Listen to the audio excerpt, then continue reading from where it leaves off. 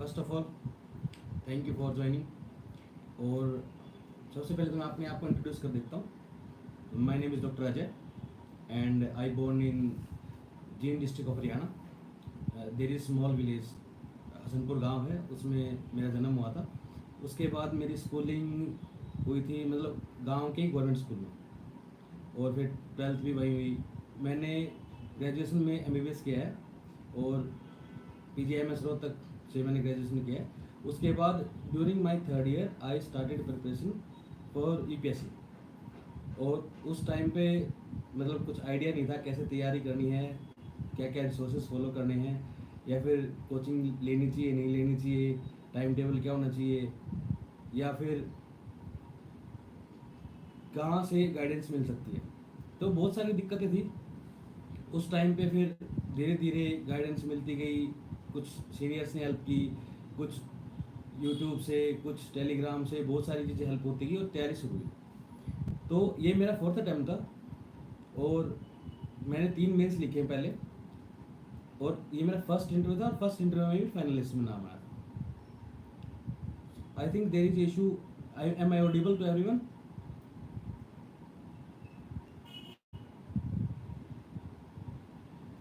Kindly से yes और no.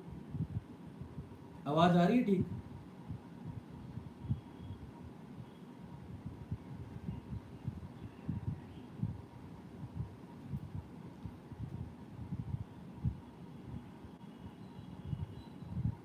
Okay, I think there is low voice. तो मैं कह रहा था कि जैसे मैंने थर्ड ईयर में तैयारी शुरू की, तो ये मेरा फोर्थ अटैम्प्ट था।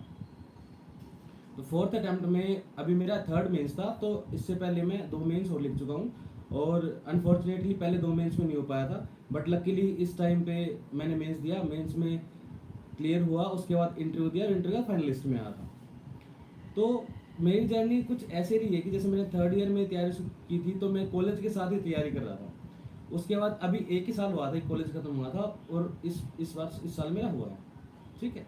तो I would like to share my strategy. और नॉर्मली बच्चे क्या करते हैं, जैसे मेरे दोस्तों से पूछा वो क्या करते हैं, तो I would like to share my strategy regarding prelims, regarding mains, regarding interview. तो उससे आपको थोड़ी हेल्प मिल सकती है। तो मैं डिवाइड करूंगा स्ट्रेटजी को नॉर्मली 3-4 पैरामीटर्स पे। Like what should be the content, what should be the books that you have to read, कौन कौन सी सोर्सेज आपको फॉलो करने हैं, कब तैयारी शुरू करनी चाहिए। सबसे अच्छी बात ये होती है कि जैसे मैंने थर्ड ईयर में तैयारी शुरू की, तो तैयारी शुरू कब करनी चाहिए। नेक्स्ट चीज़, कोचिंग लेनी चाहिए कि नहीं लेनी चाहिए। उसके बाद कोचिंग ली है तो उसको यूटिलाइज कैसे करना चाहिए। उसके बाद टेस्ट सीरीज लेनी चाहिए कि नहीं लेनी चाहिए, या फिर उन टेस्ट सीरीज का यूज़ कैसे करना चाहिए। क्योंकि मार्केट में चल रहा है कि ये टेस्ट सीरीज ले लो, वो टेस्ट सीरीज ले लो, ऐसे कर सकते हैं, ऐसे कर सकते हैं, लेकिन बहुत सारी चीज़ें हैं जो आपको अच्छे से यूज़ करके, अच्छे से समझ के करनी होती हैं। तो फर्स्ट मैं शुरू करता हूँ प्रीलिम्स से रिलेटेड। प्रीलिम्स से रिलेटेड मैं आपको बताना चाहता हूँ कि कुछ बेसिक बुक लिस्ट है जो आपको फॉलो करनी है और जो हर टॉपर फॉलो करता है। उसमें से क्या क्या चीज़ है, जैसे मैं आपको एक नॉर्मल सी बुक लिस्ट बता देता हूँ। तो सबसे पहले आता सब्जेक्ट हमारा पॉलिटी। पॉलिटी में जनरली लोग लक्ष्मीकांत पढ़ते हैं। फिर आता है हमारा मॉडर्न हिस्ट्री। मॉडर्न हिस्ट्री के लिए कुछ लोग स्पेक्ट्रम प्रेफर करते हैं, कुछ लोग तमिलनाडु की हिस्ट्री प्रेफर करते हैं। फिर आता है हमारा एनवायरनमेंट। एनवायरनमेंट के लिए जनरली जो बुक फॉलो की जाती है वो होती है शंकर आईएएस या फिर पीएमएफ आईएएस। इसके साथ साथ एनवायरनमेंट में बहुत सारी चीज़ें करनी होती है, जैसे स्पीसीज इन न्यूज़ है, या फिर नेशनल पार्क हैं, या प्रोटेक्टेड एरिया नेटवर्क्स हैं। तो उनके लिए भी हम कुछ कुछ चीज़ें रिसोर्सेज फॉलो कर सकते हैं, जैसे मैपिंग है। ठीक है। तो मैपिंग के लिए हम एटलस फॉलो कर सकते हैं, कोई भी, चाहे ऑक्सफोर्ड है, चाहे ब्लैक स्वन है, या फिर यूट्यूब से भी मैपिंग कर सकते हैं। ठीक है। उसके बाद जो मेन आता है हमारा सब्जेक्ट, जैसे आता है art and culture. Art and culture के लिए तमिलनाडु की हिस्ट्री फॉलो की जाती है, या फिर जो NIUS होता है, जो ओपन स्कूल की जो NCERT होती है, वो भी फॉलो कर सकते हैं। उसके बाद आता है हमारा साइंस टेक्नोलॉजी। साइंस टेक्नोलॉजी का डिपेंड करता है, अगर आपका बैकग्राउंड साइंस का है तो आपको साइंस टेक की अलग से करने की जरूरत नहीं पड़ती। आप सिर्फ करंट अफेयर की मैगजीन या फिर न्यूज़पेपर पे रिलाई कर सकते हैं। ठीक है सर। उसका ज्योग्राफी के लिए जो बोला जाता है, हमारी जो NCERT हैं 11th-12th की, वो काफ़ी सफिशेंट रहती है। लेकिन मेंस के टाइम पे थोड़ा बहुत GC लियोंग से देखा जा सकता है, क्योंकि NCERT में थोड़ा क्लाइमेटोलॉजी का पोर्शन कम दिया हुआ है। उसके बाद जो बाकी सब्जेक्ट्स हैं हमारे, उसमें जैसे इंटरनेशनल रिलेशंस है, इंटरनेशनल रिलेशंस के लिए हम करंट अफेयर फोकस कर सकते हैं, वर्ल्ड हिस्ट्री है उसके लिए हम एनसीईआरटी फॉलो कर सकते हैं। तो ये बेसिक रिसोर्सेज हैं जो प्रीलिम्स के फॉलो करने हैं। उसके बाद सर प्रीलिम्स के लिए कोचिंग की जरूरत होती है या नहीं होती? देखो पर्सनली मैं अपना बताऊं तो मैंने कहीं से कोचिंग नहीं ली, कोई फाउंडेशन कोर्स नहीं किया है, मैंने खुद अपने सेल्फ प्रिपेयर किया है, बुक्स की रीडिंग की है, उनसे नोट्स बनाए हैं, पीवाईक्यूज प्रैक्टिस किए हैं, टेस्ट प्रैक्टिस किए हैं, तो उससे हो जाता है। अब ये डिपेंड करता है कि आपको कितना लेवल तक आपको अंडरस्टैंडिंग है उस सब्जेक्ट की। जैसे क्या होता है कि जैसे मेरा बैकग्राउंड थोड़ा सा साइंस बैकग्राउंड रहा है, and I have habit of reading like for continuous hours because I am a doctor by profession.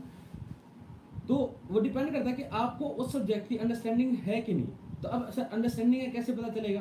तो सर अंडरस्टैंडिंग डेवलप करने के लिए हम जनरली एनसीईआरटीज पढ़ते हैं 5th to 10th। तो वो पढ़ के हमें पता लग जाता है कि हमें बेसिक स्टैंडर्ड बुक्स पे जाने की जरूरत है या हमें कोचिंग लेने की जरूरत है या फिर हमारा वैसे काम हो जाएगा। ठीक है, तो ये डिपेंड करता है पर्सन टू पर्सन। तो कोचिंग का मेरे को ये लगता है कि जिसको जिस हिसाब से जरूरत है उस हिसाब से लेनी चाहिए। फायदा ये होता है कोचिंग का कि उससे फाउंडेशन थोड़े क्लियर हो जाते हैं, और जो आपका टाइम है, जो कंटिन्यूस टाइम लगता है प्रिपरेशन में, कि आपको कि भाई एक कंसेप्ट जिसको आपको 10 मिनट 15 मिनट लग रहे थे वो सर जल्दी समझा देते हैं। तो ये फायदा हो सकता है कोचिंग का, मुझे लगता है कि टाइम जो आपको अंडरस्टैंडिंग में लगता है वो कम हो जाएगा। नेक्स्ट चीज क्या है कि कोचिंग से एक मेंटरशिप या गाइडलाइन भी पता लग जाती है, तो उसका फायदा हो सकता है। तो जैसे मैंने कॉलेज में तैयारी शुरू की थी तो उस टाइम पे मेरे पास टाइम नहीं था कि मैं कोचिंग लूँ, और रिसोर्सेज का भी कंस्ट्रेंट था कि नहीं अभी इतना फाइनेंशियल भी इतना स्ट्रॉन्ग नहीं है कि मैं कोचिंग लेनी चाहिए। तो it depends on person to person. उसके बाद सर जैसे ये होगी रिसोर्सेज की बात, अब होती है स्ट्रेटजी। सर स्ट्रेटजी क्या होगी प्रीलिम्स से रिलेटेड? प्रीलिम्स से रिलेटेड स्ट्रेटजी जनरली ऐसे कर सकते हैं कि देखो पहली रीडिंग हम लेते हैं बुक्स की पहली रीडिंग लेने के बाद हम क्या करते हैं, इंपॉर्टेंट चीजें जो हमें पहली बारी में इंपॉर्टेंट लगती है उनको हाईलाइट कर लेते हैं। सेकंड रीडिंग में क्या करते हैं सर हम, तो सेकंड रीडिंग में हम जो इंपॉर्टेंट चीजें हमने हाईलाइट की हैं उनको हम क्या करते हैं, दोबारा पढ़ते हैं ताकि हमें पता लगे कि ये इंपॉर्टेंट चीजें और हमें याद रहे। फिर हम क्या करते हैं सर, थर्ड रीडिंग में हम नोट्स बनाने शुरू करते हैं। नोट्स पर्टिकुलरली जितनी भी हमारे बुक्स पढ़ी हैं या फिर एनसीईआरटीज पढ़ी हैं उनसे नोट्स बनाते हैं। और सर नोट्स बनाने का एक तरीका होता है, वो तरीका क्या होता है कि नोट्स कभी भी ना ऐसे सिंपल बुक पढ़ के नहीं बनाए जाते। नोट्स बनाने से पहले वी हैव टू एनालाइज कि प्रीवियस ईयर क्वेश्चन कैसे कैसे आते हैं पर्टिकुलर टॉपिक से। फॉर एग्जांपल अगर हम बात करूं किसी भी सब्जेक्ट की, जैसे पॉलिटी है, पॉलिटी में एक टॉपिक होगा फंडामेंटल राइट, और फंडामेंटल राइट में क्या क्वेश्चन प्रीवियस ईयर में पूछे गए हैं, पीवाईक्यू क्या क्या आते हैं, किस तरीके से आते हैं और कितने डेप्थ से आते हैं, एक बार वो समझने के बाद फिर नोट्स बनाए जाते हैं, ताकि क्या हो आपके नोट्स एज ए डुप्लीकेशन हो, आपके प्रीवियस बुक ना हो, वो आपके यूजेबल नोट्स हो जिससे एक्चुअल में सवाल ठीक हो सके। तो एक चीज ये हो सकती है सर। नेक्स्ट चीज क्या होती है सर, स्ट्रेटेजी में मेन इंक्लूड होती है टेस्ट लगाना या फिर प्रैक्टिस करना। अब प्रैक्टिस कहाँ से करें सर? मेरे को क्या लगता है सर कि प्रैक्टिस करने के लिए सबसे ज्यादा जरूरी काम होता है प्रीवियस ईयर क्वेश्चन का एनालिसिस, क्योंकि यूपीएससी ने सिलेबस में खासकर जितने टॉपिक्स लिखे हुए हैं उनसे ही प्रीवियस ईयर क्वेश्चन पूछे गए हैं। खास करके मेंस में तो यूपीएससी अपनी बाउंड्री को सेट करके रखता है कि ये टॉपिक्स हैं और इनसे ही सवाल आएंगे। ऐसे ही प्रीलिम्स में प्रीवियस ईयर क्वेश्चन से आइडिया लग जाता है कि यूपीएससी कितनी डेप्थ तक क्वेश्चन पूछेगा और किस टाइप के क्वेश्चन पूछेगा, और उसी से अलाइन होकर आप नोट्स बना सकते हैं। नेक्स्ट सर टेस्ट सीरीज के लिए या फिर टेस्ट लगाने के लिए प्रैक्टिस के लिए मुझे लगता है सबसे बेस्ट सोर्स है पीवाईक्यू। जब आपके पीवाईक्यू सारे एनालाइज हो जाए, आपकी टॉपिक्स की मैपिंग हो जाए कि इस टॉपिक से इस टाइप के सवाल आते हैं, इतने सवाल आते हैं, तो आप क्या कर सकते हैं, जब ये सारा काम होने के बाद आप किसी भी कोचिंग की टेस्ट सीरीज उठा के लगा सकते हैं जो मार्केट में मिल जाती है। तो आपको अलग से परचेज करने की जरूरत नहीं है। ठीक है सर। उसके बाद सर हमारा जो टेस्ट सीरीज के बाद या प्रैक्टिस के बाद ये होता है कि सर प्री और मेंस, अभी बहुत सारा डायलेमा रहता है कि प्री की तैयारी पहले करें सर, मेंस की तैयारी पहले करें या दोनों की तैयारी साथ में करें। तो इसका एक मैं सॉल्यूशन जो मुझे लगता है जितने भी टॉपर्स हैं सबके पास यही सॉल्यूशन रहता है कि जनरली प्री और मेंस की तैयारी इकट्ठी होती है।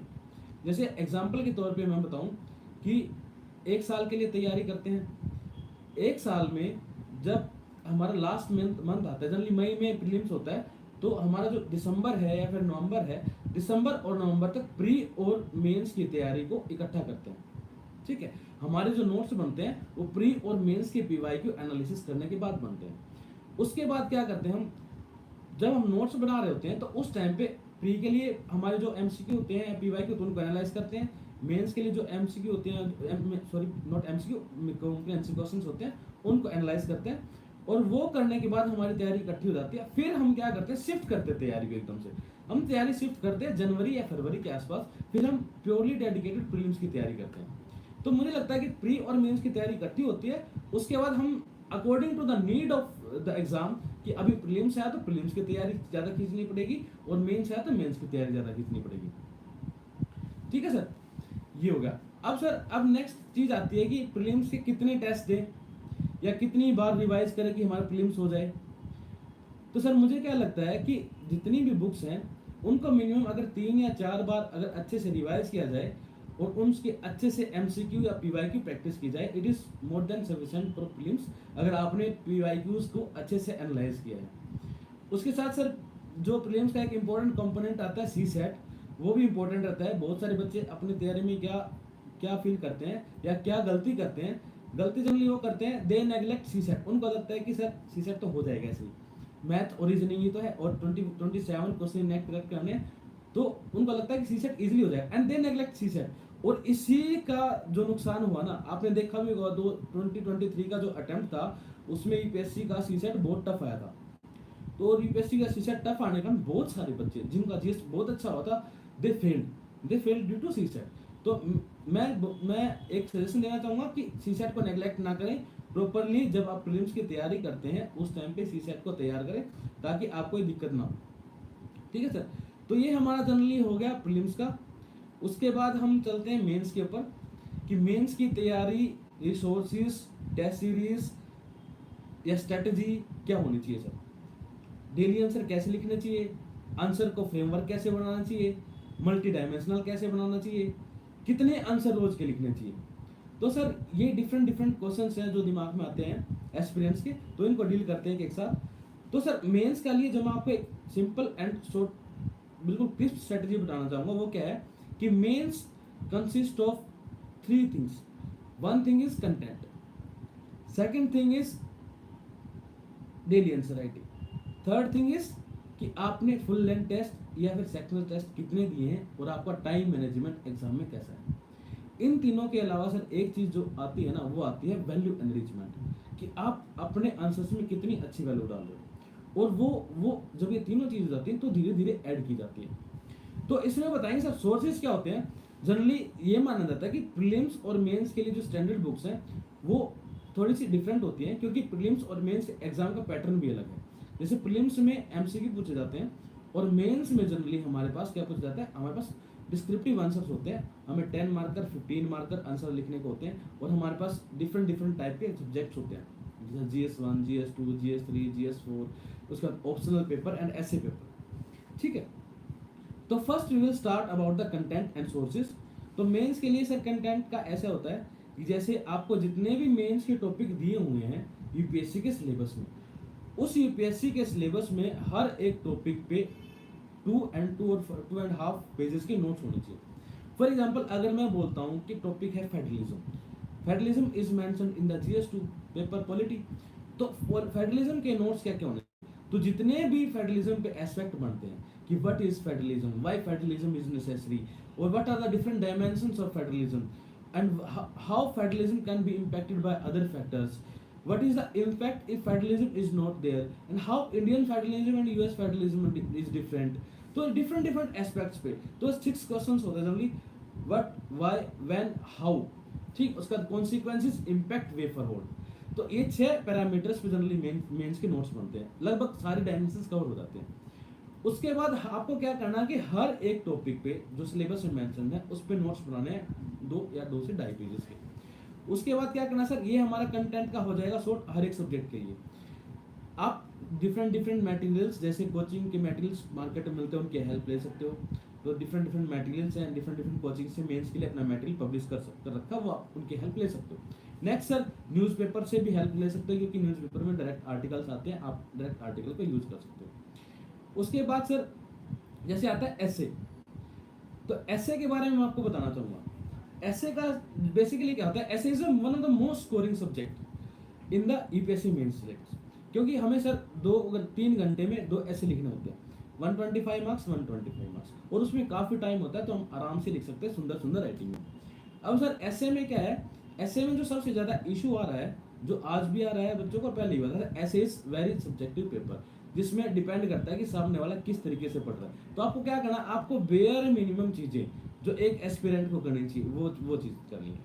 जैसे कि वही सोर्स पीवाईक्यू उठाने हैं, पीवाईक्यू से थीम्स आइडेंटिफाई करने। फॉर एग्जांपल जैसे वुमेन पे एक क्वेश्चन आता है तो women empowerment is a theme, climate change पे क्वेश्चन आता है तो climate change is a theme, ठीक है। वैसे ही पॉलिटिकल इश्यूज हैं, जैसे फेडरलिज्म है, फेडरलिज्म इज ए थीम, ठीक है। डेमोक्रेसी है, डेमोक्रेसी, तो ऐसे आप जब पीवाईक्यूज देखोगे तो उन पीवाईक्यूज से आपके थीम आइडेंटिफाई हो जाएंगे। तो आपको क्या करना, उन थीम्स पे कंटेंट को क्यूरेट करके इकट्ठा करना है। अब सर कंटेंट कैसे इकट्ठा करें, क्या कंटेंट हमें उठाना चाहिए, इसके लिए हमें क्या करना है सर, कंटेंट के लिए हमें देखो ऐसे का स्ट्रक्चर को हम डिवाइड करते हैं 3 टाइप में। First thing is the intro, second thing is the body, third thing is the हमारा कंक्लूजन पार्ट। तो बॉडी के लिए हमें क्या करना है, बॉडी के लिए 3-4 तरीके होते हैं बॉडी लिखने के लिए, मतलब इंट्रो लिखने के लिए, सॉरी। इंट्रो में क्या हो सकता है, intro can be started by anecdote, कोई स्टोरी बना दी। Intro can be started by data और फैक्ट्स, तो उससे स्टार्ट कर सकते हैं। Next is intro can be started by quotes, तो डिफरेंट जो हमारे फिलोसफर्स हैं या फिर पर्सनैलिटीज हैं उनके कोट्स को हम यूज कर सकते हैं इंट्रो में। तो उस इंट्रो के लिए हमें हर एक थीम पे हर एक हमारा जो टॉपिक है उस पे ऐसे इंट्रोज की लिस्ट बना लेनी है कि सर ये डाटा है, ये फैक्ट है, ये कोट्स है, तो हर एक थीम पे 2-3 कर लेने। उसका आता है बॉडी में सर बॉडी का स्ट्रक्चर जब खोलते हैं तो डिफरेंट अप्रोचेज होती हैं। उनमें कुछ अप्रोचेस होती है, जैसे वन होती है टेम्पोरल अप्रोच कि हम टाइम स्केल पे चलते हैं, जैसे ancient, medieval, modern and contemporary. तो एक टाइम स्केल होगी, तो इस टाइम स्केल के हिसाब से उस टॉपिक पे हमें कंटेंट निकाल लेना है। जैसे वुमन है, वुमन का एंशिएंट में क्या रोल था और क्या इंपॉर्टेंट वुमन पर्सनैलिटीज थी। उसका मिडिवल में वुमन का क्या रोल था और क्या इंपॉर्टेंट पर्सनैलिटीज थी। उसका मॉडर्न में क्या रोल था और कंटेम्प्रेरी में क्या रोल था। सेकंड अप्रोच आती है सर सेक्टोरल अप्रोच। सेक्टोरल में डिफरेंट सेक्टर्स को खोलते हैं, डिफरेंट सेक्टर्स को, जैसे कि डिफरेंट सेक्टर्स मान लीजिए आपकी, जैसे पॉलिटिकल, सोशल, इकोनॉमिक या फिर हमारा टेक्नोलॉजिकल। तो डिफरेंट सेक्टर्स में how women are playing pivotal role and how the society is emerging in new modern society, transforming society. तो ऐसे एग्जांपल निकाल लेने आपको, ठीक है। उसके बाद जो नेक्स्ट करना हमें, जैसे इंडिविजुअल लाइफ साइकिल अप्रोच हो सकती है, स्टेक होल्डर अप्रोच हो सकती है, जीएस पेपर वाइज अप्रोच हो सकती है। तो दीज आर डिफरेंट अप्रोचेज जिन पे आप बॉडी में कंटेंट निकाल सकते हो। और फिर लास्ट चीज आती है हमारी जी कंक्लूजन में फिर इसके डिफरेंट अप्रोचेस हैं, और उनमें फिर वही हमारा जो क्या है, कोट हो सकता है। उसके बाद डाटा फैक्ट तो हम इंट्रो में यूज कर सकते हैं, तो वो नहीं कर सकते। उसके बाद फिर उसको हम क्या कर सकते हैं, समराइज कर सकते हैं कि what we learn from the essay. तो डिफरेंट अप्रोचेस है जो आप जब प्रैक्टिस करोगे, टॉपर्स के ऐसे पढ़ोगे तो उनसे समझ में आ जाएंगी, ठीक है सर। तो ऐसे के लिए ये करना है। उसके बाद जीएस 1, 2, 3, 4 के लिए हमने कंटेंट डिस्कस कर लिया है कि क्या करना है। हर एक जीएस के लिए हमें क्या करना है कि जितने भी टॉपिक्स हैं, हर टॉपिक्स पे 2 या 2 से 2.5 पेजेस पे हमें कंटेंट तैयार करना है, और उस पे फिर हमें आंसर राइटिंग करनी है। तो अब बात आती है सर आंसर राइटिंग की। तो सर हमें क्या पहले दिन से टेस्ट लिखने शुरू कर देने चाहिए या पहले दिन से आंसर लिखने शुरू कर देने चाहिए? तो एक सिंपल सा आंसर इसका ये है कि सर जब तक आपको कंटेंट का आइडिया नहीं होगा, जब तक आपकी कंटेंट की मैपिंग नहीं होगी, पीवाईक्यू अच्छे से एनालाइज नहीं होंगे, तो आप आंसर की अंडरस्टैंडिंग या आंसर की डेप्थ को नहीं समझ पाएंगे, तो आप अच्छे आंसर नहीं लिखेंगे। तो इसलिए पहले दिन से आंसर लिखने की जिद नहीं करनी चाहिए। सबसे पहले जैसे मैंने बोला ना कि सबसे पहला काम है कंटेंट, उसके बाद है डेली आंसर राइटिंग, फिर काम है हमारा कि फुल लेंथ टेस्ट लिखना। तो सबसे पहले कंटेंट हमारा इकट्ठा कीजिए, फिर हम क्या करेंगे उस पर, फिर हम उस पर डेली आंसर राइटिंग करेंगे। डेली आंसर राइटिंग में क्या करेंगे, हर एक टॉपिक को एक दिन देंगे, उस टॉपिक को रिवाइज करेंगे, उस पर 7 क्वेश्चन 1 घंटे में डेली लिखेंगे, ठीक है सर। और इसी तरीके से हम पूरे जीएस को कवर कर लेंगे फिर। तो ये होगा सर हमारा डेली आंसर राइटिंग। सब डेली आंसर राइटिंग करते टाइम क्या ध्यान देना चाहिए, ये इंपॉर्टेंट है। डेली आंसर राइटिंग करते टाइम एक इंपॉर्टेंट चीज ध्यान देनी है कि we have to look for mistakes every day. कि सर आज मैंने आंसर लिखा और आज मेरे आंसर में डायग्राम नहीं था, तो मैं क्या करूंगा सर, उसको अपने डायरी में जाके लिखूंगा और कोशिश करूंगा कि अगले दिन मैं डायग्राम बनाने की प्रैक्टिस करूँ। ऐसे ही सर पहले दिन मेरे को पता चला कि मेरा इंट्रो या फिर कंक्लूजन अच्छा नहीं था, तो मैं फोकस करूंगा कि आज मेरे को इंट्रो कंक्लूजन अच्छे बनाने हैं और उस पर काम करेंगे। अगले दिन पता चला सर हमारा जो स्ट्रक्चर है उसमें एग्जाम्पल या फिर पॉइंट्स का फॉर्मेट अच्छा नहीं आ रहा है, तो उसके लिए काम करें। तो ऐसे ऐसे डेली हमारी जो डायरी है उसको बना के रखेंगे और उस पर काम करते जाएंगे, ताकि हमारी जो जो मिस्टेक्स हैं वो इम्प्रूव होती जाए डे बाय डे। और यही सर इंपॉर्टेंस होती है डेली आंसर राइटिंग की। इसलिए शुरू में ही टेस्ट सीरीज अवॉइड की जाती है कि अगर हम टेस्ट लिखते हैं तो टेस्ट हम जनरली वीकली या बाई वीकली लिखते हैं, तो हमारी डेली मॉनिटरिंग नहीं हो पाती मिस्टेक्स की। तो उसके लिए हमें क्या करना, हमें डेली आंसर लिखने हैं, डेली 7 क्वेश्चंस लिखने हैं। तो डेली 7 क्वेश्चंस के लिए हम क्या करेंगे, 1 घंटा लेंगे, 7 क्वेश्चन लिखेंगे और डेली उसके एनालाइज करके उसकी मिस्टेक्स लिखेंगे। ठीक है सर, ये होगी हमारी डेली आंसर राइटिंग। उसके बाद हम देखते हैं कि जैसे कि पर्टिकुलरली ऑप्शनल की बात करें, तो ऑप्शनल जैसे मेरा ऑप्शनल है मेडिकल साइंस, तो इसको हम डिस्कस कर लेंगे लास्ट में। अगर कोई मेडिकल साइंस का है तो उसको हम आखिरी में डिस्कस कर लेंगे, क्योंकि मुझे लगता है कि मेडिकल साइंस के बच्चे बहुत कम होते हैं और जो जनरल ह्यूमैनिटीज बैकग्राउंड जैसे एंथ्रो है, सोशियोलॉजी है, पॉलिटिकल साइंस है, इनके बच्चे ज़्यादा होते हैं। तो ऑप्शनल की strategy, if anyone wants to discuss regarding medical science, I will be happy to share you. उसके बाद सर जीएस में जैसे मैं आपको थोड़ा सा मार्क्स का बता देता हूँ। जैसे होता क्या है कि जीएस 2 पे और जीएस पेपर 4 ये काफ़ी स्कोरिंग होते हैं। तो जैसे अभी मैं कमेंट्स में देखा कि इथिक्स के लिए स्ट्रेटजी बहुत इंपॉर्टेंट होती है। इथिक्स की स्ट्रेटजी में क्या होता है सर, देखो इथिक्स में हम जनरली करते हैं कि दो पार्ट होते हैं पेपर के। पेपर ए जो पार्ट है उसमें आता है हमारे पास थ्योरी पार्ट, जो पार्ट बी होता है उसमें आती है केस स्टडीज। तो दोनों सेक्शन की सर स्ट्रेटजी अलग अलग होती है। तो केस स्टडीज के लिए हमें मिलती है सर 15 मिनट्स, और जो हमारा एक केस स्टडी के लिए मिलती है 15 मिनट्स, और जो थ्योरी है उसके लिए मिलती है हमें जनरली 7 मिनट्स, एक question 7 minutes. 13 questions for the theory and 6 question for the case study. तो इसमें क्या करना है सर, बेसिकली जो इथिक्स का पेपर है वो डिमांड करता है आपकी अंडरस्टैंडिंग, कि आपको जो इथिकल कंसेप्ट्स हैं, जो सिलेबस है उसकी अंडरस्टैंडिंग कितनी है। तो उसमें sir basically basic content plus हमारी जो वैल्यू एडिशन लाइक कोट्स या फिर थिंकर्स, या फिर हमारे जो जितने भी डायग्राम्स हैं या फिर डिफरेंट अप्रोचेस हैं, थ्योरीज हैं इथिक्स में, वो।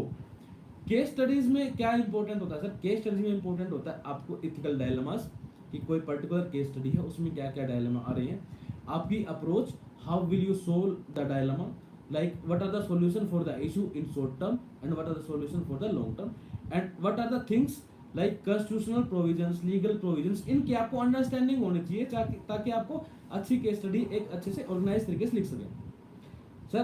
तो मेरे हिसाब से इथिक्स की केस मतलब जो पेपर है उसमें 3-4 चीज़ें इंपॉर्टेंट है।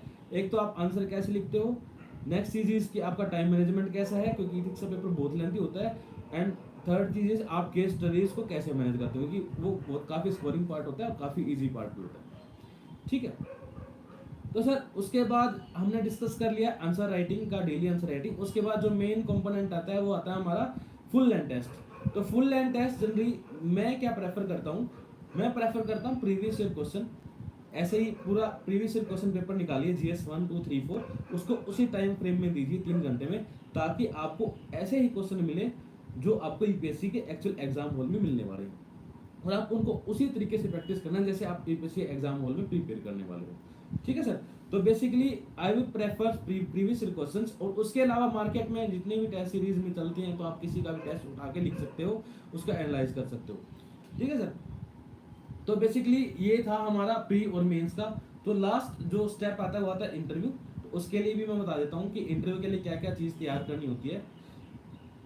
इंटरव्यू के लिए जो हमें तैयार करना है वो है बेसिकली हमारा first component is DAF detailed application form, जो हमारा मेंस के रिजल्ट के बाद भरवाया जाता है।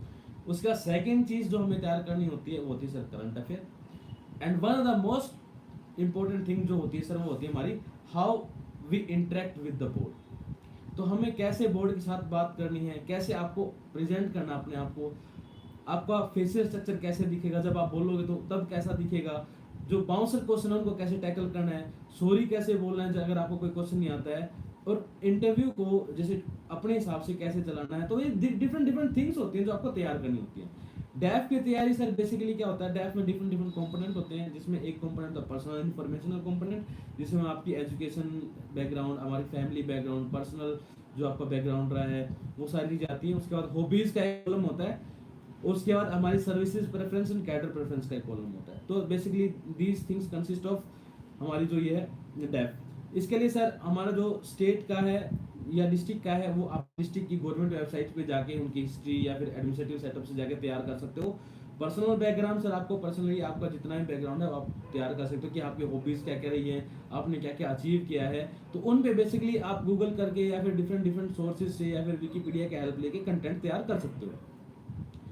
ठीक है सर। उसके बाद current affair sir. Current affair interview के लिए स्पेसिफिकली हमें करना पड़ता है सर कि डेली न्यूज़पेपर पढ़ना है, उसमें से डेली एडिटोरियल पढ़ना है और उस एडिटोरियल को बोल बोल के पढ़ना है मिरर के सामने, ताकि आपकी मिरर प्रैक्टिस भी हो जाए और आपको जनरली जो कंटेंट है आपको डिलीवर करना भी अच्छे तरीके से आ जाए।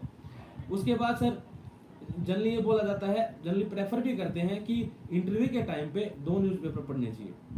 उसके बाद सर प्रैक्टिस के लिए जनरली डिफरेंट डिफरेंट टाइप की प्रैक्टिस कर सकते हैं। First practice is the mock interview. Mock interview में हम जैसे डिफरेंट डिफरेंट कोचिंग्स में आपने देखा भी होगा मॉक इंटरव्यू के लिए जाते हैं। Next thing is sir group discussion. Group discussion सबसे इंपॉर्टेंट होता है सर कि डिफरेंट अपने जो दोस्त हैं या फिर जो आपके साथ में एक्सपीरियंस हैं साथ में तैयारी कर सकते हैं और तैयारी कर करके हम आपस में डिस्कस भी कर सकते हैं, ताकि हम एक दूसरे को अपने व्यूज रख सकें और इससे हमारी तैयारी और शार्प हो सके। नेक्स्ट थिंग आती है सर मिरर प्रैक्टिस, जो सबसे इंपॉर्टेंट होती है। मिरर प्रैक्टिस में जो सबसे इंपॉर्टेंट चीज़ है सर, आपको 5 या 10 मिनट्स डेली जो एडिटोरियल है उसको मिरर के सामने पढ़ना है, या जो आपने क्वेश्चन आंसर जो तैयार करे हैं डेप्थ से रिलेटेड या आपके कंटेंट से रिलेटेड उन्हीं क्वेश्चन को पूछना है और खुद से जवाब देना है मिरर के सामने, और फिर इसको रिकॉर्ड करके बाद में देखना है कि मैंने क्या क्या गलतियां करी हैं बोलते टाइम पे, और उन गलतियों को फिर हर अगले नेक्स्ट डे या फिर नेक्स्ट जब आपको मिरर डिस्कशन उसमें सुधारना है। तो ये बेसिकली इंटरव्यू की तैयारी रहती है सर। तो basically we have covered prelims, strategy, content, time and test series. We have covered mains, content, strategy, time, and we have also covered interview strategy and how we can prepare for the interview and different sources. So basically these are the things that I have done in my preparation, and मेरे को इसको preparation को थोड़ा sharp करने में time लगा क्योंकि I haven't taken any coaching. मैंने खुद से तैयारी की है, खुद से दोस्तों की हेल्प लेके, फैमिली की सपोर्ट से, या फिर जो भी अपने पीयर ग्रुप हैं, जो कैंडिडेट्स हैं, जो मेरे सीनियर्स हैं वो सिलेक्ट हो गए थे, उन्होंने मेरी हेल्प की है। तो अगर आपको मतलब ऐसा है कि आप खुद से तैयारी करें वर्किंग प्रोफेशनल, तो इट इज़ वेरी हेल्पफुल कि आप तैयारी हो सकती है आराम से, और उसमें मतलब बहुत सारे प्लेटफॉर्म्स जिससे आप तैयारी कर सकते हो। वन प्लेटफॉर्म है यूट्यूब, जिसपे सब चीज़ है आजकल के टाइम पे। उसके बाद जैसे अपना पीयर ग्रुप पर टेलीग्राम से हेल्प मिल सकता है। Even now I am cleared, I am validated कि मैं भी आपकी हेल्प कर सकता हूँ। If you want to contact me you can contact me. ठीक है सर। तो I have all this regarding my preparation, regarding your strategy. Now I will take your doubt. If you have any doubt regarding any issues in preparation and different sources, content, whatever will be your doubt, I will be happy to solve it.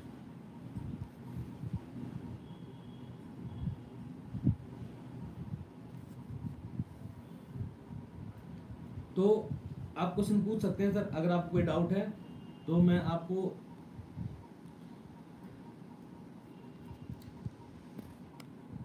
Sir GS mains की strategy we have discussed कि पहले content तैयार करना होता है, content के बाद हमें डेली आंसर राइटिंग करनी होती है, और डेली आंसर राइटिंग के बाद हमें बेसिकली फुल लेंथ टेस्ट लगाने होते हैं, ताकि हम अपनी प्रैक्टिस को टाइम मैनेजमेंट के साथ कर सकें। मेरा मीडियम इंग्लिश था सर। ऐसे का कंटेंट बेसिकली ऐसे कंटेंट के लिए जनरली आपको गूगल की बहुत हेल्प लेनी पड़ेगी, और गूगल से हेल्प मिल सकती है। नेक्स्ट चीज इज डिफरेंट मार्केटिंग मटेरियल मिल सकते हैं, वहाँ से आप ले सकते हो। जो इंपॉर्टेंट फैकल्टीज हैं ऐसे के लिए उनका कंटेंट मार्केट मिल जाता है, वहाँ से हेल्प ले सकते हो।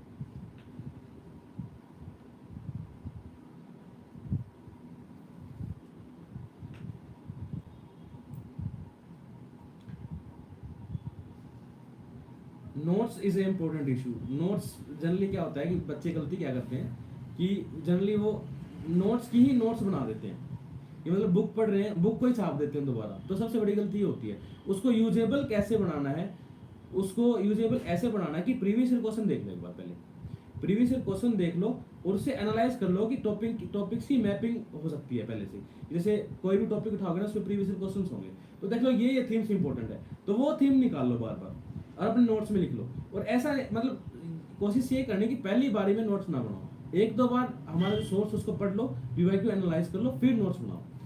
प्रीलिम्स के लिए जनरली नोट्स क्या होते हैं, रनिंग मतलब प्रीलिम्स के लिए काफी इन डेप्थ या फैक्चुअल नोट्स होते हैं। जो मेंस के लिए नोट्स होते हैं एनालिटिकल नोट्स होते हैं। जैसे मैंने आपको बताया कि मेंस के लिए ना एक टॉपिक को 5-6 पैरामीटर्स में डिवाइड करते हैं, what, why, how, implications, consequences, way forward, तो इन पे हमारे नोट्स बनते हैं। तो कोशिश करनी है मेंस के लिए एनालिटिकल नोट्स बनाने, और प्रीलिम्स के लिए हमारे फैक्चुअल नोट्स जो हम डाटा फैक्ट ऑर्गेनाइजेशन ये इंक्लूड कर लें। ये ऐसा नहीं कि सब इंक्लूड कर लिया, it is on the basis of previous year questions. Parameter क्या रहेगा, प्रीवियस ईयर क्वेश्चंस रहेंगे, उनको ध्यान में रखना, तभी हमारे नोट्स बनाने।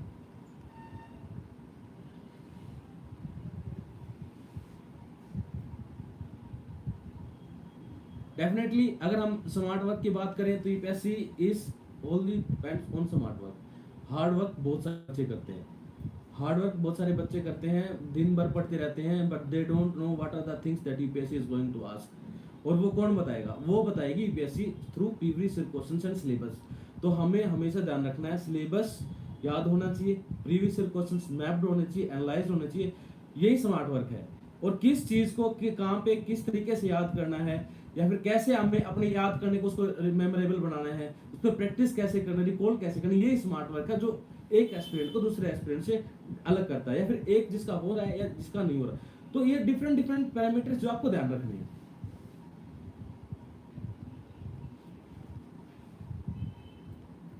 साइंस टेक्नोलॉजी के लिए सर जैसे जनरली बेसिकली ये बताया जाता है कि जो हमारी 11th-12th की बायोलॉजी की एनसीईआरटी है उससे बायो पार्ट कवर हो जाता है। 9th-10th का जो बेसिक साइंस का सिलेबस है उससे बेसिक साइंस के कंसेप्ट कम हो जाते हैं। ठीक, बाकी जो भी करंट अफेयर में होती है साइंस टेक्नोलॉजी की न्यूज़, चाहे वो हमारे डिफेंस से रिलेटेड है, चाहे हमारी स्पेस टेक्नोलॉजी से रिलेटेड है, चाहे बायोटेक्नोलॉजी से रिलेटेड है, चाहे हमारी जो बाकी जो बेसिक बायोलॉजी है उससे रिलेटेड है, तो कर सकते हैं उससे।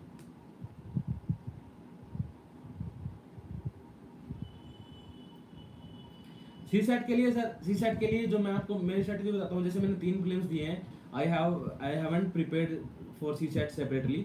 तो मैंने क्या किया था, मैंने सी सेट के लिए जो प्रीवियस ईयर क्वेश्चंस हैं उनके थीम आइडेंटिफाई कर लिए। आप जब आप एनालिसिस करोगे ना प्रीवियस ईयर क्वेश्चन, तो आपको पता लग जाएगा। जैसे सी सेट में ना पर्टिकुलर टाइप के क्वेश्चन पूछता है यूपीएससी, जैसे for example successive change in percentage हर बार पूछता है क्वेश्चन। उसके बाद नेक्स्ट क्वेश्चन क्या पूछता है कि जैसे कि सिंपल इंटरेस्ट कंपाउंड इंटरेस्ट के सेम पैटर्न के सवाल पूछता है। उसके बाद सिलोजिज्म हर साल पूछता है। तो इन टाइप के जो क्वेश्चंस हैं इनके टॉपिक लिस्ट बना लेनी है, और उस टॉपिक पे जिस टाइप के क्वेश्चन पूछा था आईपीएससी, उससे हमारे क्या है आइडेंटिफाई कर लेना है, उसका डिफरेंट पैरामीटर बना लेना, फार्मूले निकाल लेने हैं, या फिर कंसेप्ट निकालना है कि ये सवाल को मेरे को ऐसे सोल्व करना है। उसके अलावा सी सेट के लिए सर कंटेंट से ज्यादा स्ट्रेटजी मैटर करती है। और मैटर कैसे करती है सर, आपको 2 घंटे में 80 क्वेश्चंस के गो थ्रू होना है। मोस्ट ऑफ द स्टूडेंट्स गलती क्या करते हैं, मोस्ट ऑफ द स्टूडेंट गलती ये करते हैं कि वो पूरे के पूरे टाइम में 2 घंटे में 80 क्वेश्चन ही तक पढ़ पाते हैं। उससे गलती होती है कि हमारे इजी क्वेश्चन छूट जाते हैं। तो हमें स्ट्रेटजी डेवलप करनी है कि सी सेट में हमें पहले जीएस में कॉम्प्रिहेंशन करना है, या फिर हमें बेसिकली हमें पहले रीजनिंग करनी है, मैथमेटिक्स या क्वांट पोर्शन करना। तो ये डिपेंड करता है कि पर्सन टू पर्सन किसको क्या स्ट्रॉन्ग पोर्शन है उसके हिसाब से किया जाता है। तो strategy matters in the CSAT part.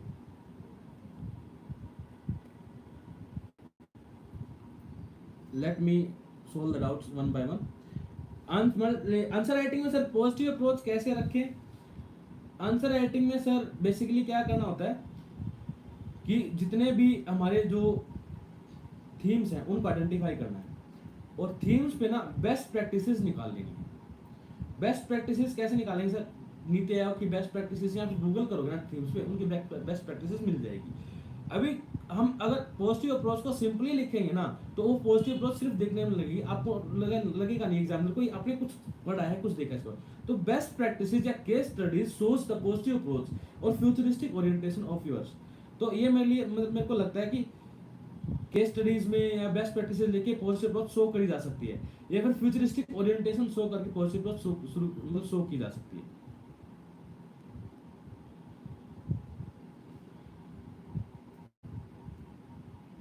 Mock interview और यूपीएससी इंटरव्यू में डिफरेंस जमीन आसमान का डिफरेंस होता है इन माय पर्सनल पर्सपेक्टिव।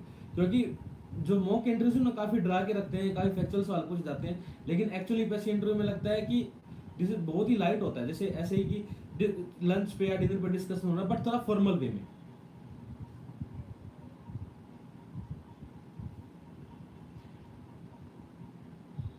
2026 के लिए स्ट्रेटजी देखो, 2026 के लिए स्ट्रेटजी होनी चाहिए कि अभी बेसिकली बेसिक सोर्स हमें जो है वो पढ़ने हैं, उसके बाद फिर सोर्स पढ़ के हमें आंसर राइटिंग करनी है।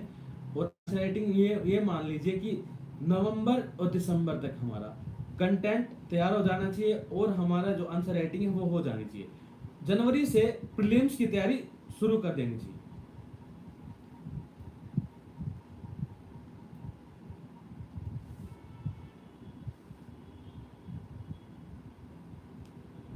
इंटरव्यू में मेरे से जनरली एनालिटिकल क्वेश्चंस पूछे थे, और एनालिटिकल क्योंकि मेरा हेल्थ बैकग्राउंड है, और हेल्थ बैकग्राउंड में जितने भी हेल्थ रिलेटेड क्वेश्चन बन सकते थे वो मेरे से पूछे गए थे।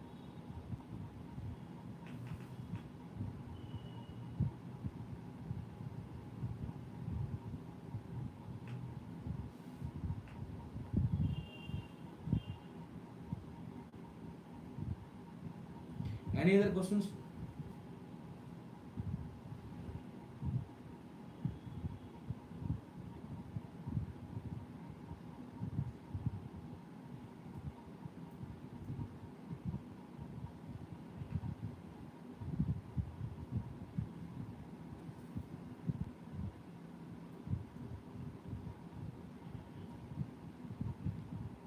और कोई डाउट है आपका?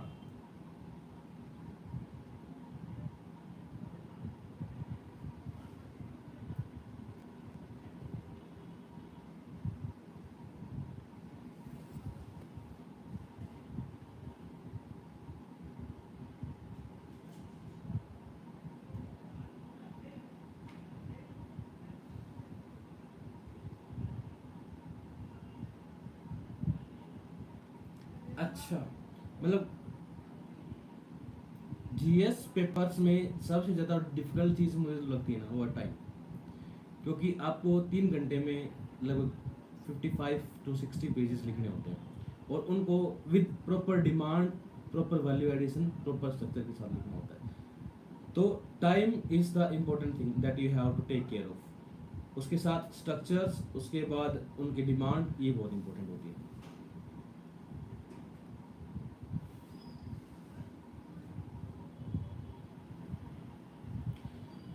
बुक्स को मल्टीपल टाइम पढ़ने का तरीका यही है कि जैसे जो हमारी पहली रीडिंग होती है उसमें इम्पोर्टेंट चीज़ हाईलाइट कर सकते हैं, दूसरी रीडिंग में एक बार इम्पोर्टेंट चीज़ देखेंगे, उसके बाद चीज़ों को ना जनरली हम एक्टिव रिकॉल करके देखते हैं। एक्टिव रिकॉल करके देखने का तरीका होता है कि हमने जो लास्ट डे या फिर यस्टरडे जो चैप्टर पढ़ा था उसको बिना बुक खोले रिवाइंड करके देखना है, तो उससे चीज़ें आपके दिमाग में बैठनी शुरू हो जाएंगी, और जो चीज़ें आपको याद नहीं होंगी ना उसको फिर आप दोबारा जाके देखोगे तो और इन डेप्थ आपको उसको अंडरस्टैंडिंग होगी।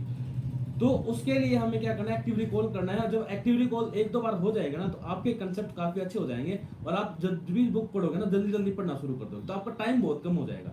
या फिर जनरली मैं क्या करता था अपने टाइम में, जैसे मैंने कोई नोट्स या सब्जेक्ट फॉर एग्जाम्पल हिस्ट्री पढ़ लिया, तो हिस्ट्री के लिए मैंने ना शॉर्ट नोट्स बना दी बुक के एक टाइम में, उसमें मैंने टाइमलाइन बना, जैसे कि मेरे को पता है कि मैं 1857 से पढ़ना शुरू करूंगा, 1857 से 1885 के बीच में इंपॉर्टेंट इवेंट्स जितने भी है वो सारे देख लिए। 1885 के बाद में 1905 जो हमारा बंगाल विभाजन वहां तक देख लिया, फिर हमारा 1909 एक्ट, फिर हमारा एमसीएम, फिर सीडीएम, तो ऐसे टाइमलाइन बना दी। टाइमलाइन के हिसाब से हम बार बार मैं जब भी जाता हूँ तो एक्टिव रिकॉल करता रहता हूँ कि हाँ उस टाइमलाइन में ये हुआ था, ये गवर्नर चलना था, ये वो था, तो उस टाइम पे ये इवेंट हुआ था, गांधी जी ने ये रोल प्ले किया था, बाकी ने ये रोल प्ले किया था, ये एक्ट आया था, इसमें सिग्निफिकेंस थे, ये प्रोविजन थे, तो ऐसे कर सकते हैं।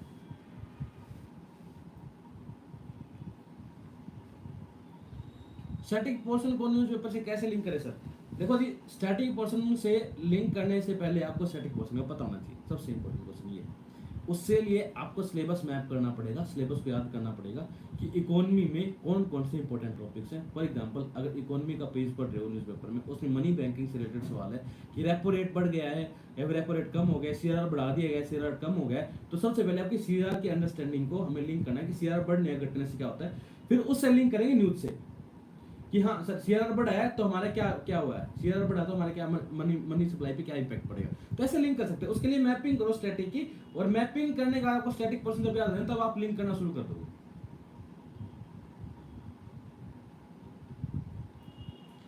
Notes we have discuss, notes कैसे बनाने हैं प्री और मेंस के। वैल्यू एडिशन के लिए डिफरेंट डिफरेंट सोर्सेज हैं, गवर्नमेंट वेबसाइट्स पे जा सकते हो, जैसे पीआईबी इंपॉर्टेंट वेबसाइट है, उसका पीआरएस इंपॉर्टेंट वेबसाइट है। उसके बाद हमारी जितनी भी गूगल का यूज कर सकते हो, या फिर कोचिंग से किसी भी मेटल का यूज कर सकते हो। तो there are different sources of value enrichment depend on the subject.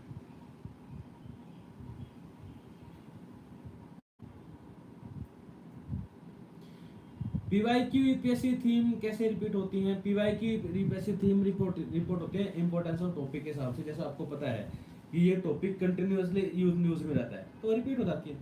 जैसे एंटी डिफेक्शन है, पॉलिटी में हर साल प्रीलिम्स में क्वेश्चन आता है, और जो मेंस का सिलेबस तो वैसे लिमिटेड है सर, तो उसमें तो सर रिपीट होती रहती है। कि यूपीएससी बार बार कब से नहीं थीम लाई, जो उसने यूपीएससी ने सिलेबस दे रखा है तो वो उसी तरीके से उसको मैप करता है। तो इसलिए तो बोल रहा था कि पीवाईक्यू को एनालाइज करना बहुत इंपॉर्टेंट है, ताकि हम आगे आगे पेपर में आने वाले क्वेश्चंस उनको प्रिडिक्ट कर सकें, या फिर एक लॉजिकल गैस मार सकें।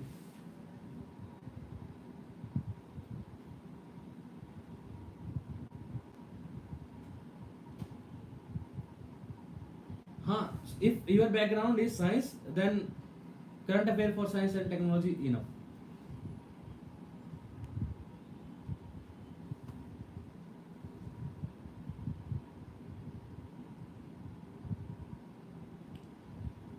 देखो ये बताना तो बहुत मुश्किल होता है कि क्या स्पेशल किया, क्या एक्स्ट्रा किया, क्या आपका सिलेक्शन हो गया। Because I have written 3 mains, 3 UPSC mains and 2 state PCS mains, और जिसमें मेरा मतलब बहुत ही मार्जिन से रुका था। तो all I can say is like daily answer writing और टाइम मैनेजमेंट। अगर ये आपकी अच्छी हो जाए, और आपका अगर कंटेंट आपका बेसिक है, सिर्फ डिसेंट कंटेंट है, तो आपका मेंस या इंटरव्यू निकल जाएगा। Main thing is you have to practice, you have to acquaint yourself in that 3 hour period जिसमें आपको मेंस के क्वेश्चन लिखने हैं और पूरा पेपर करना है। अगर आप अच्छे से पेपर अटेम्प्ट कर पा रहे हैं, अच्छे से कर पा रहे हैं सारी चीजें हैंडल, तो आपका हो जाएगा।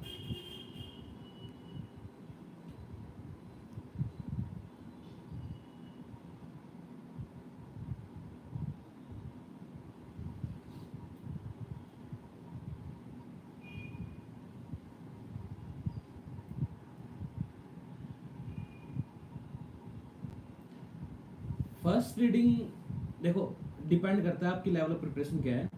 कि जैसे जब मैंने शुरू की थी तैयारी, तब मेरे को बहुत टाइम लगता था। जब मैंने तैयारी अभी दोबारा 3 बार 4 बार 5 बार पढ़ने के बाद, तब बहुत कम टाइम लगता है। जैसे अब तो एक दिन में 2 दिन में भी सिलेबस सब्जेक्ट हो जाता है। तो it depends on how you are prepared, how you have understand the subject. Generally बोला जाता है कि अगर आप पहली बार पढ़ रहे हो तो 1 मंथ 1 सब्जेक्ट देना चाहिए।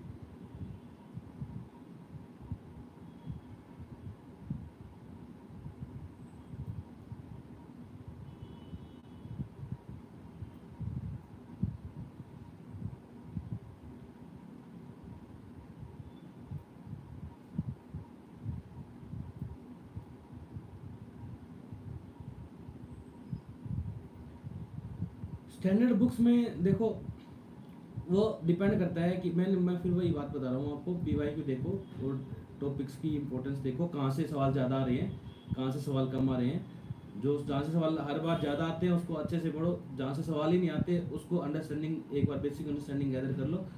उसके बाद इतना इंपॉर्टेंट नहीं है कि भाई उस टॉपिक को इन डेप्थ पढ़ा जाए। तो it is the game of time, जितना टाइम आपके पास है उस हिसाब से यूटिलाइज करो और उस टॉपिक के इंपॉर्टेंस हिसाब से तैयारी करो। ऐसा नहीं कि सारी बुक्स मतलब लाइन टू लाइन पढ़नी है, कवर टू कवर पढ़नी है। जैसे फॉर एग्जांपल मैं आपको एग्जांपल बताता हूँ। जैसे लक्ष्मीकांत है, लक्ष्मीकांत में मेन पोर्शन जो सवाल आते हैं वो आते हैं फंडामेंटल राइट्स के, बीपीएसपी से, फंडामेंटल ड्यूटी से, और बेसिक जो डेमोक्रेटिक प्रिंसिपल्स हैं उनसे।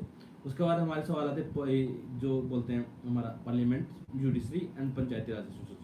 तो जो हमारी जो कॉन्स्टिट्यूशनल और कॉन्स्टिट्यूशनल बॉडीज हैं उनसे सवाल आ जाता है रेयरली 1-2 बार, या फिर जो एक्ट्स है उनसे सवाल आता है रेयरली 1 या 2 बार। तो उनको आप बेसिकली पढ़ सकते हो 1 या 2 बार, लेकिन आपको इन डेप्थ अंडरस्टैंडिंग होनी चाहिए फंडामेंटल राइट्स की, आपको डेप्थ अंडरस्टैंडिंग होनी चाहिए पार्लियामेंट की, जुडिशरी की।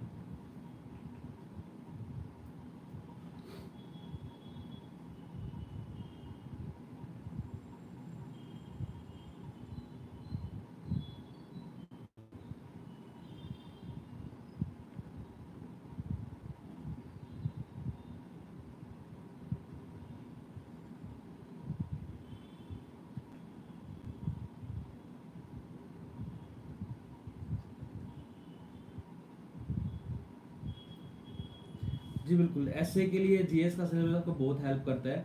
जो एसए में जो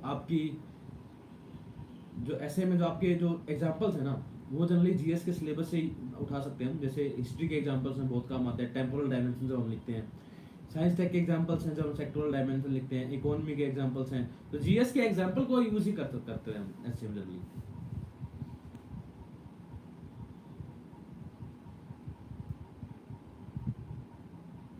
how to read multiple times class notes. देखो, इसका तो सिंपल सा तरीका है, अपना टाइम टेबल सेट करो कि पहली रीडिंग कितने दिन में लेनी है, दूसरी रीडिंग कितने दिन में लेनी है, उसके हिसाब से आप जल्दी कर सकते हो। अगर आप रैंडम अगर पढ़ने बैठ जाओगे तो नहीं कर पाओगे। सेकेंड चीज is the importance of topics. जो टॉपिक इंपॉर्टेंट है उनको अच्छे से करो, जो टॉपिक इंपॉर्टेंट नहीं है उनको जल्दी जल्दी करो।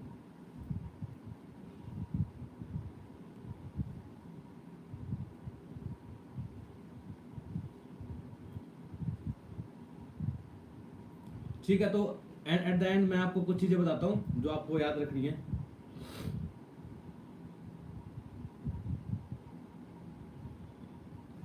ठीक है, यूट्यूब पे जो है मैपिंग के लिए मैं अपना बता देता हूँ जो मैंने किया था। मैपिंग के लिए मैंने सुदर्शन गुजर सर से किया था, वहाँ पे मैपिंग पे उनकी वीडियो है, वो देख सकते हैं। उसके बाद इकोनॉमी के लिए मुनाल सर की ऐप ले सकते हो, करंट की अपडेट डालते रहते हैं।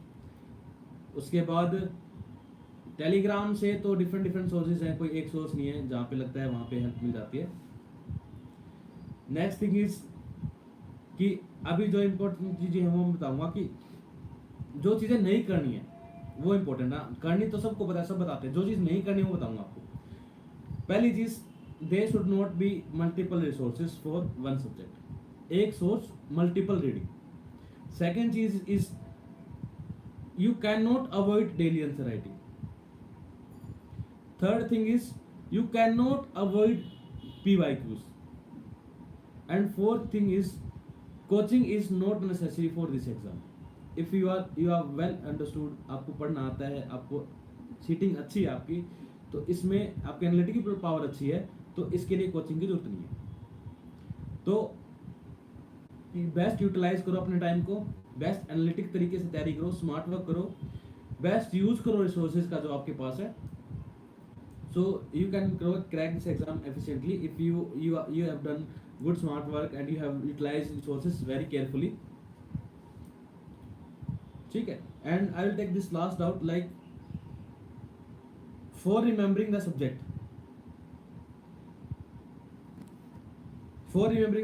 important thing is like कि एक्टिव रिकॉल करना बहुत ज़रूरी है। शॉर्ट नोट्स बनाओ, अपने रनिंग नोट्स बनाओ जो आप बार बार पढ़ सकते हो।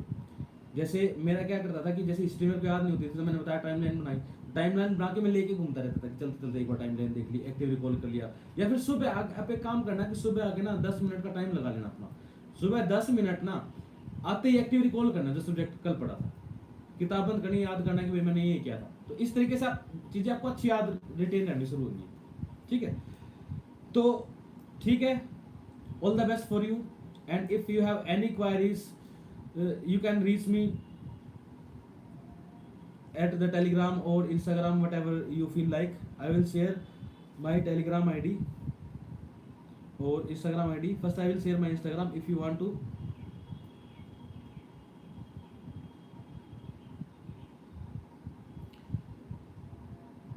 एक minute, let me see that out.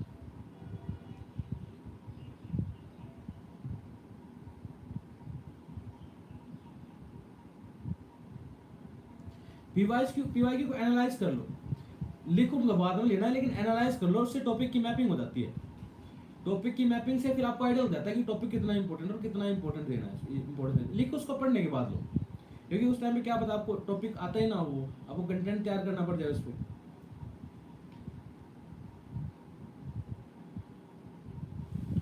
ठीक है, तो you can reach me on Instagram like Dr. Ajay is my Instagram handle, and on Telegram like I have my official Telegram ID.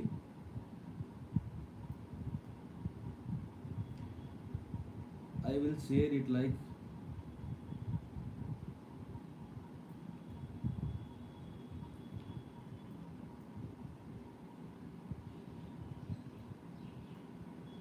okay, I will ask the UPSC time to give that Telegram ID if you want to contact. So thank you very much for joining the session. If you have any specific query, kindly contact or kindly put your doubts and I will be happily resolve it. कि तैयारी को अच्छे से खींचो, अच्छे से smart work से तैयारी करो. Don't fall in the fake promises of the persons and the things that is happening around the market. You basically don't need coaching if you are hardworking analytical person. It will need your consistent effort and the persistent effort with lot of analytical power. ठीक है, thank you.